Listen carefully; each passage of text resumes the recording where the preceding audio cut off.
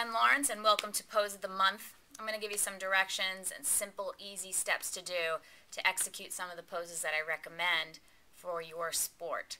Let's start. So we're going to start with Warrior One pose. You're going to come to standing, and you're going to bring your feet apart about the length of one of your legs. So the length of one of my legs is how far apart my feet are. You're going to turn your right foot out and left foot in 45 degrees. Right foot points straight ahead. You're going to track your right knee right over your toes, and I want you to square your feet to the front of your mat. Okay?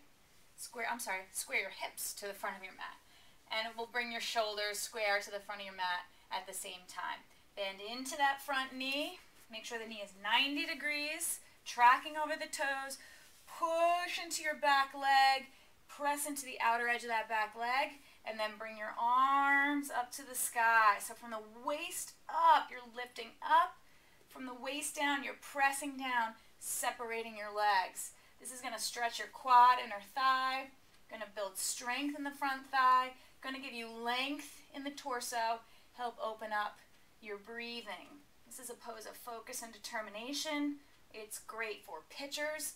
You can almost see it simulates their movement.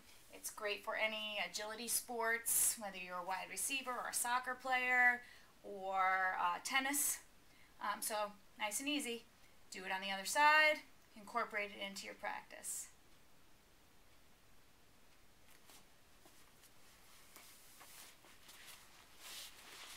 Hi, I'm Gwen Lawrence, and welcome to Pose of the Month. I'm going to go over a simple pose called Downward Dog. Everybody's heard of Down Dog? But I'm going to give you some directions on how to do it properly. Okay, so come to the mat. Onto your hands and knees. Hands are shoulder width apart, palms flat, fingers spread. Equal space between each finger so that we know there's no deficit, tightness, weakness in the flexor or extensor of the forearm, that you have equal space. Some people will find that two fingers stick together. Try to open them up and get nice equal space. And don't over open the thumb space, okay? Nice and even. Hands are shoulder width apart, palms flat, fingers spread. Feet are hips width apart, parallel. Take a look at your feet. Push the floor away with your hands and lift to the sky with your hips. What's important here is that you have a flat back. So what I often see with people that have tight hamstrings, which are most of my athletes, is that they can't straighten the knee too well, they really want to execute the pose, and they end up doing this. And you can see that's really aggressive on the back, and it's not going to open you up properly. I'd rather you bend the knees a lot, push the ground away, stick your hips up to the sky with the same feeling that you have if you're going to do a squat, how you stick the hips out, heart, chest is open. It's that same kind of feeling. So push the floor away, stick your hips out, bend your knees if you have to. In time with practice, your hamstrings will open up enough that you could straighten the legs, no problem. Straight legs, straight back. But most important, let's keep that back flat, even if we have to bend the knees. And one of the biggest misconceptions is that your heels have to be down.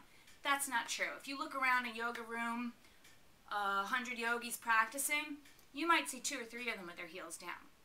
In my opinion, if your heels are down pretty easily, then make your base a little bit wider and work deeper into the Achilles tendon and the calf. Okay, so one more time. Set it up. Press. Knees are bent. Back is flat. Maybe you could straighten the legs. Okay?